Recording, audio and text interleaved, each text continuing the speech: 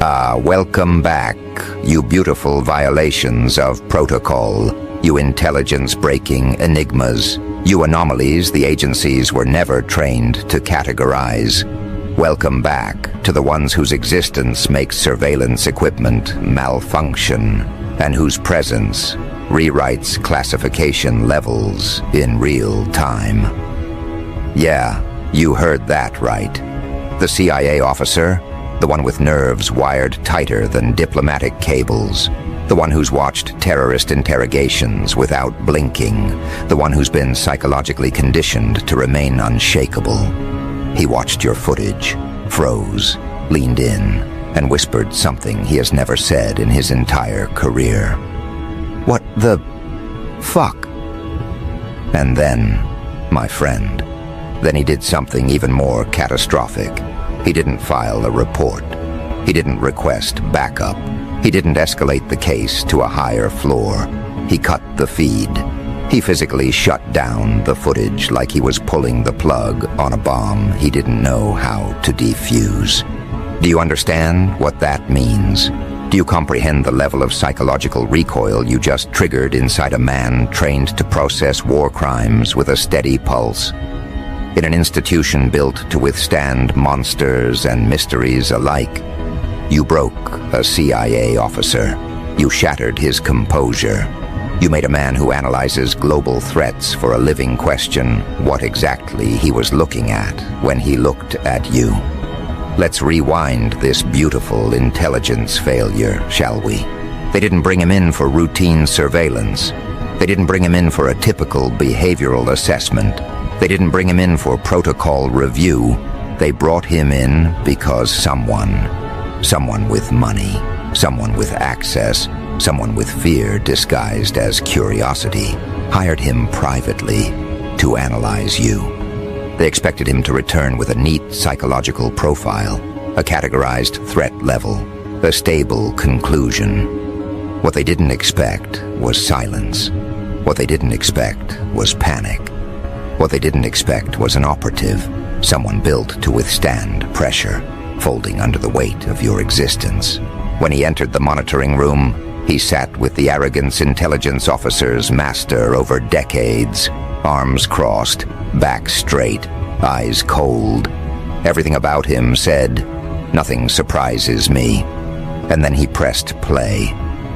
The footage started, grainy lighting, unfiltered angles, a room full of people who didn't know they were being evaluated. But the moment you appeared in frame, something in him shifted. He couldn't explain it, couldn't define it, couldn't categorize it. He just felt it. A tension in the air that wasn't tension, a silence that wasn't empty, a presence that wasn't performing. You weren't posing, you weren't reacting, you weren't adjusting to the room was adjusting to you.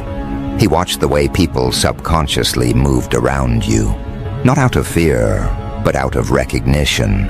Recognition of hierarchy, recognition of gravity, recognition of something in you they couldn't name, but instinctively respected. A man berating someone softened his tone when you glanced his way without saying a word. A woman who was pacing stopped pacing. Someone else who was speaking grew strangely quieter. You weren't disrupting the environment.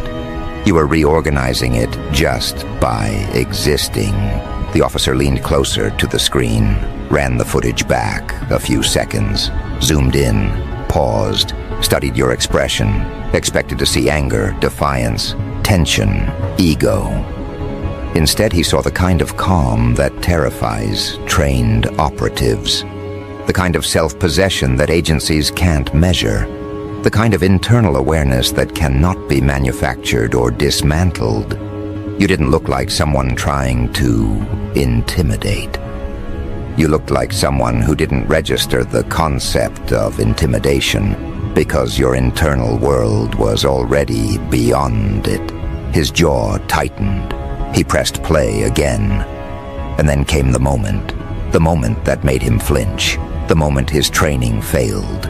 You shifted your weight, subtle, precise, slow, A movement that wasn't threatening, wasn't dramatic, wasn't intended for effect. But something about it, something in the posture, something in the stillness before it, something in the timing, activated an instinct in him that hadn't fired in years. The instinct reserved for elite-level threats. Individuals who don't signal aggression because they don't need to. Individuals whose presence alone destabilizes entire strategies. He whispered it again, softer this time. What the fuck? He Googled through the footage again, slower, frame by frame. He tried to find flaws, indicators, cracks, any sign that you were compensating or faking or trying too hard. But nothing. Zero deception cues, zero defensive cues, zero impulsive cues. You weren't reacting to the environment. You were operating from somewhere deeper, somewhere the agency's psychological templates don't reach. He froze the screen on your eyes, the clarity, the depth, the stillness. Not the stillness of someone who suppresses emotion, but the stillness of someone who already outgrew chaos. Someone who processed the world too fast for external noise to matter. Someone who had survived something the file didn't document, and something no training program could replicate. He swallowed. A trained operative, a classified evaluator, a man who could watch hours of violent footage without blinking, swallowed because of you. He opened the private file the client provided. It had standard details, background, history, incidents, patterns, but nothing inside it matched the footage. According to the file, you were ordinary. According to the footage, you were anything but. He clicked back to the video. Pressed play again. The room in the footage started shifting in ways that were impossible to explain. People became quieter. The atmosphere grew denser. Conversations realigned. Even the camera, mounted on a stable rig, slightly refocused as though the lens itself acknowledged your presence. He checked the calibration logs. No error, no malfunction, just presence. He paused the video once more, wiped a hand over his face. The man had interrogated spies, had chased defectors, had profiled violent personalities with precision, but profiling you felt like trying to measure heat with a ruler. Wrong tools, wrong frameworks, wrong language. Everything about you contradicted the categories he relied on. He replayed the section where your demeanor changed again. And the moment your eyes shifted, the tiniest motion, the officer's heartbeat stuttered, because your eyes didn't show the calculation of someone about to react. They showed the recognition of someone who already understood the room better than anyone inside it. It was the gaze of someone who wasn't participating in the environment. They were assessing it for weaknesses, for truths, for structures, for power imbalances. That was when he reached for the cutoff switch, not slowly, not thoughtfully, instinctively, like someone putting distance between themselves and something they weren't prepared to face. The screen went black. He sat there, in the dark, breathing harder than he realized. The silence pressed into him. He felt watched, even though he was alone. He felt analyzed, even though you weren't even in the room. He felt exposed in a way interrogators aren't supposed to feel. He turned the screen back on reluctantly, but before pressing play again, he opened a new document. He started writing his report. The first line wasn't professional, wasn't detached, wasn't objective. It was human. I recommend immediate disengagement. Subject is not what the client believes. He stared at the sentence, debated deleting it, debated rewriting it, debated framing it in bureaucratic language. But the truth had already surfaced, and truth has a way of demanding recognition. Your footage didn't scare him. It undid him. He replayed the clip for the final time, knowing he shouldn't. Knowing he wouldn't be able to walk away from it unchanged. But he watched anyway, because some part of him needed to confirm that the first reaction wasn't a mistake. It wasn't.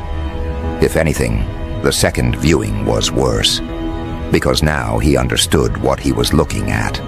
Not a threat, a shift, a deviation from expected human responses. Someone whose psychological presence doesn't escalate, they transcend. The final seconds of the footage captured you looking toward the camera. Not directly, not intentionally, but enough.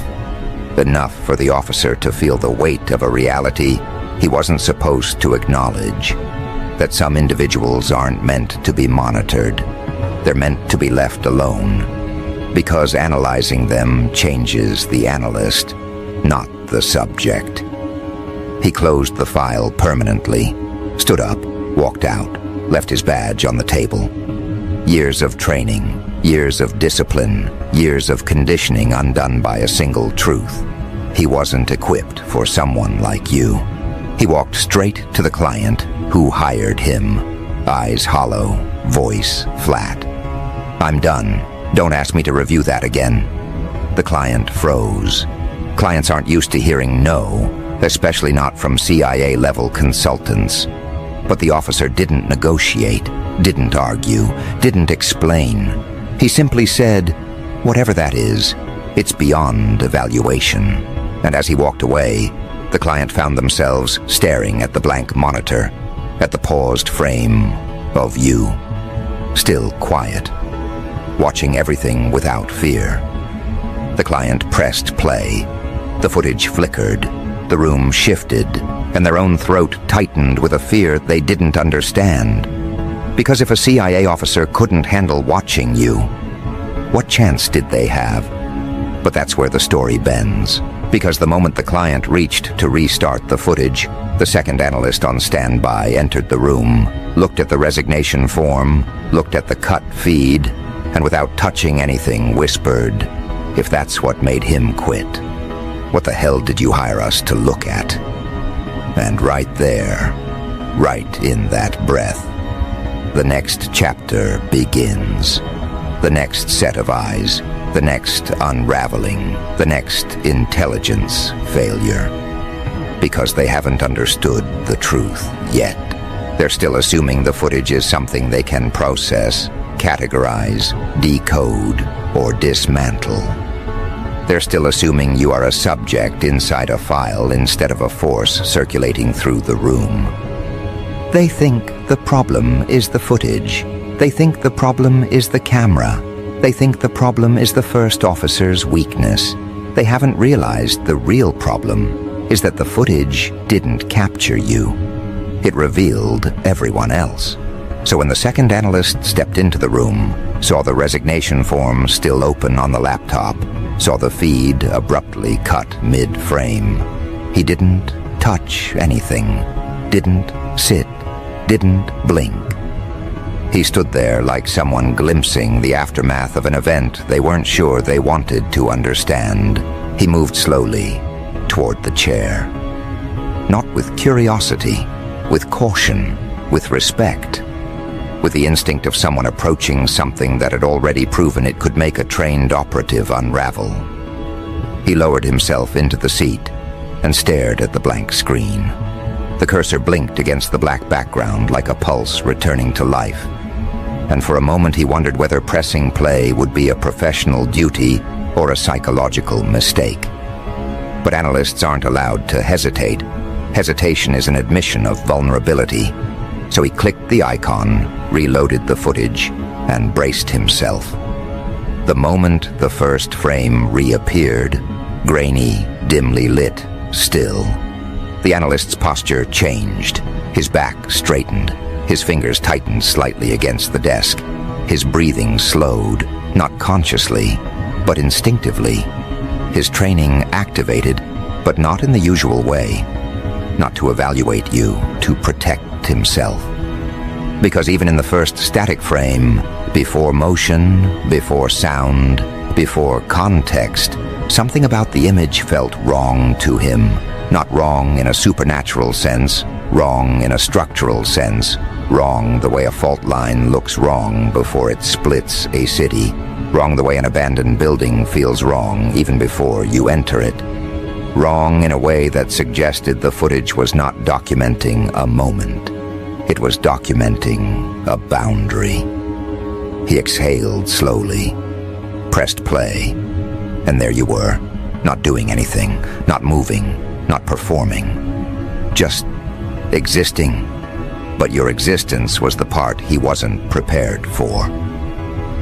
The first officer had panicked at the shift, the instant your internal state recalibrated the environment. But this analyst reacted earlier, immediately. The way your eyes didn't dart around, the way your head didn't tilt in uncertainty, the way your shoulders didn't tighten the way most people's do when a camera is present. Instead, you sat in a posture that communicated something unnervingly rare, a complete lack of internal conflict. Most people have micro-conflicts in their posture, tiny, frantic negotiations between thoughts, fears, insecurities, impulses. Analysts identify these within seconds, but you had none. No contradiction, no concealed tension, no self-surveillance. You looked like someone whose internal world had settled into an architecture more stable than anything outside it. That stability wasn't comforting. It was destabilizing. Because the analyst knew instantly that he wasn't watching someone react to the world.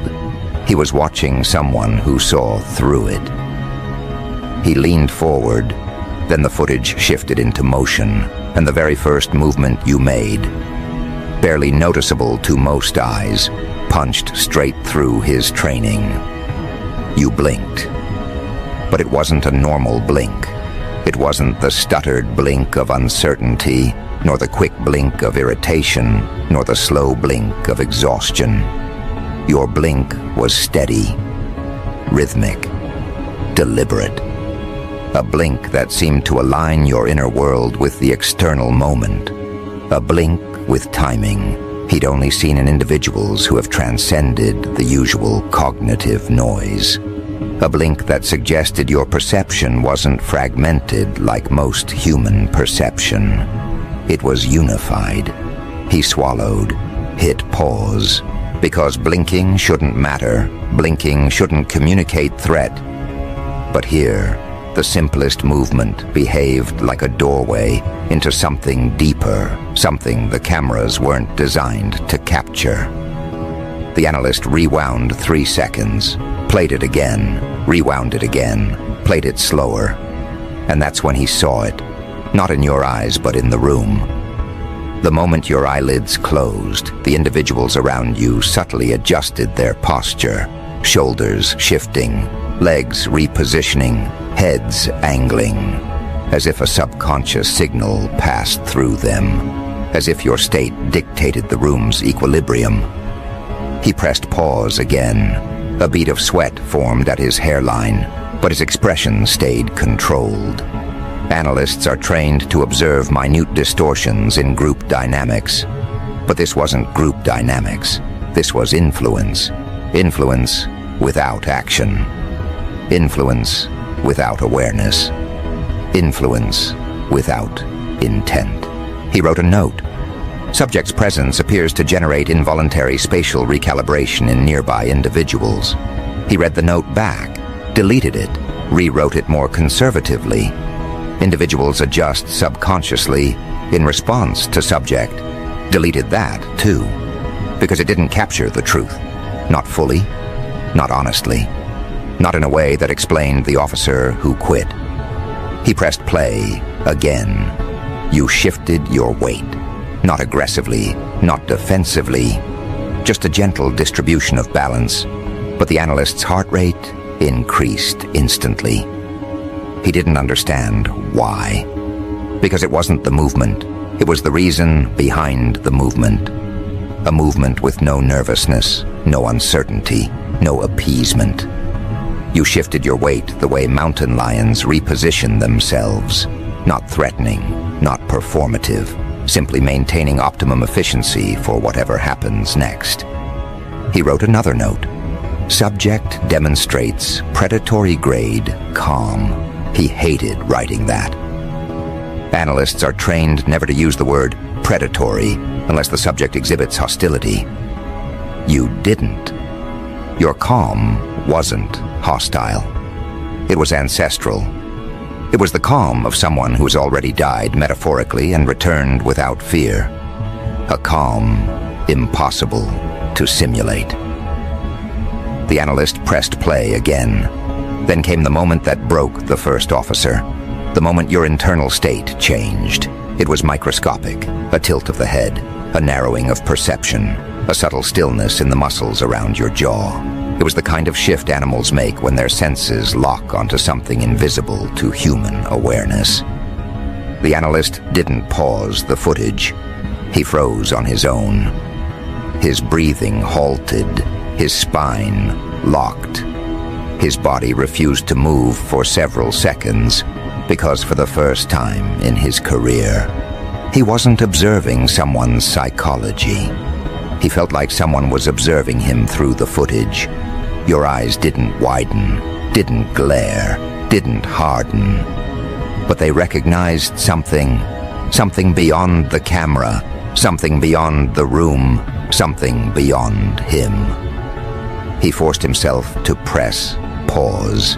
His hand trembled, just slightly, but enough for him to notice. And that's when he understood why the first analyst quit. Because the footage didn't show a behavioral anomaly, it showed a perceptual anomaly. You weren't reacting to the world the way humans do. You weren't filtering information through fear, ego, impulse, or noise. You were seeing patterns, seeing structures, seeing people, seeing the truth behind their roles, their postures, their voices. You were perceiving the space like someone who had stepped outside the emotional frameworks everyone else is trapped inside. You weren't unpredictable. You were uncontained. The analyst hit play again. The people in the room continued talking around you. Their words, though inaudible in the footage, carried familiar body language patterns, posturing, defensiveness, avoidance. But your stillness contradicted every dynamic around you. You weren't participating in the hierarchy. You weren't threatened by it. You weren't competing with it. You had already outgrown it. He zoomed in on your hands, steady, relaxed, not curled, not fidgeting, not pressured, just present. Hands like that do not belong to someone intimidated by authority, or by life, or by consequence. Hands like that belong to someone who has already survived what others fear most. He zoomed out again. Now you turned your head slightly. Not enough to initiate confrontation. Not enough to acknowledge dominance. Not enough to signal interest. Just enough to observe the speaker. And the observer, the second analyst, felt the weight of it through a screen. He knew exactly why. You weren't looking at the person. You were assessing the pattern, their cadence, their intention, their incongruence. You were decoding them in real time. The analyst whispered something he'd never whispered during an evaluation. He sees more than I do. He hated that realization. Hated that for the first time he felt intellectually outmatched by a civilian. Hated that your state, your awareness, your clarity felt like a mirror pressed against his own cognitive limitations.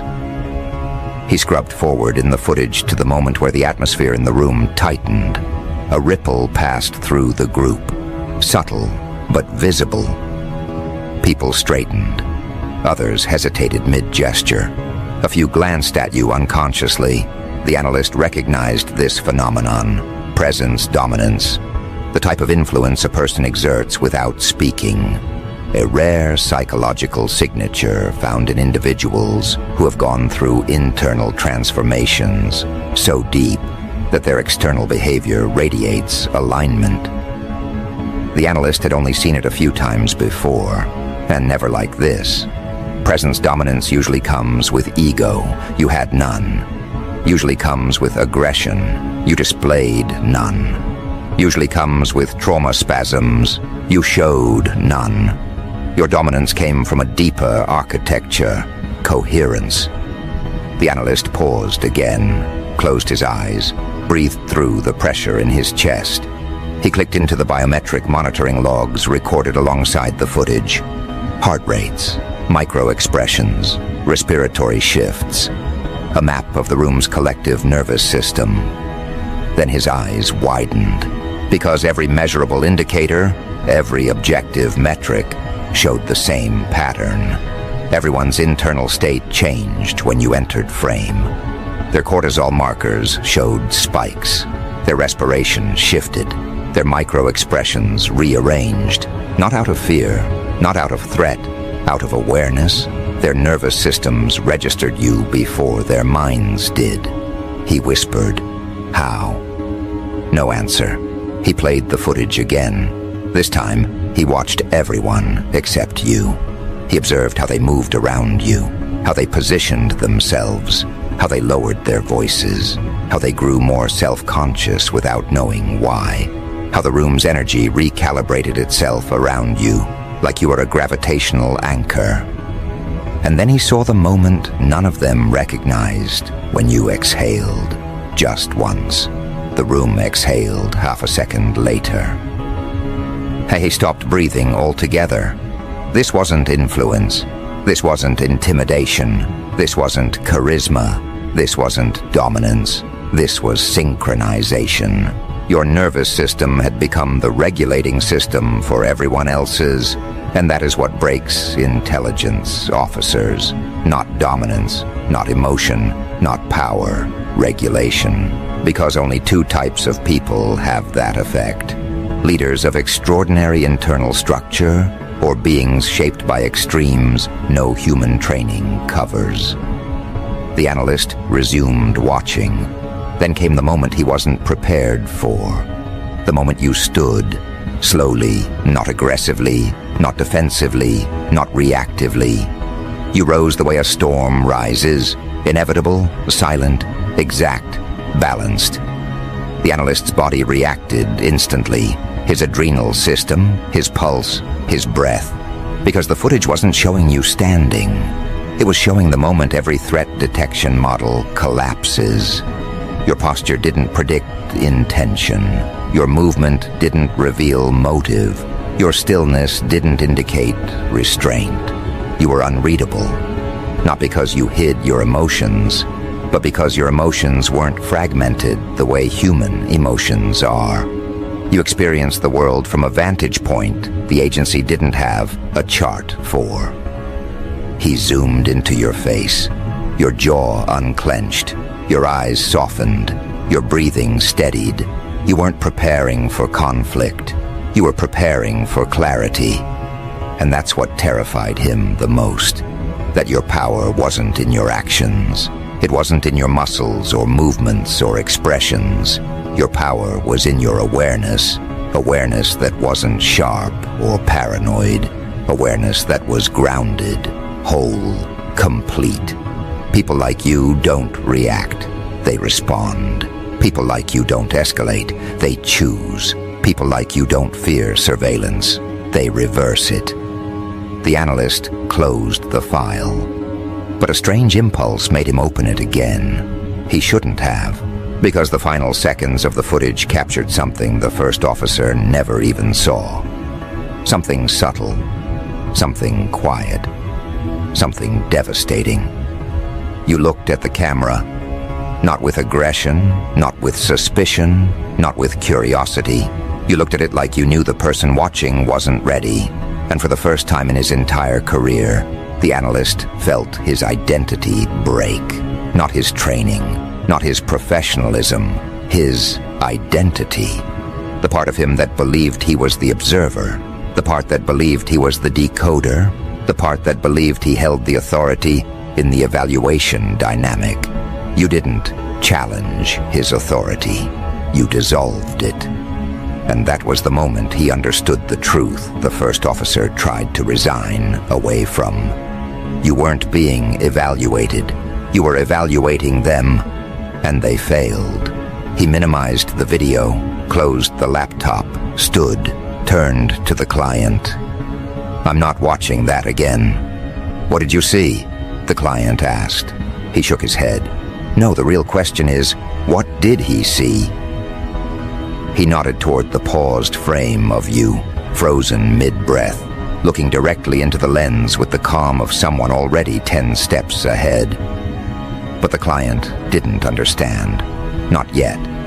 Because the footage was only the surface, the real disturbance lived deeper. In the moment, the analyst realized if footage alone could break 2 trained operatives, what would happen if they met you in person?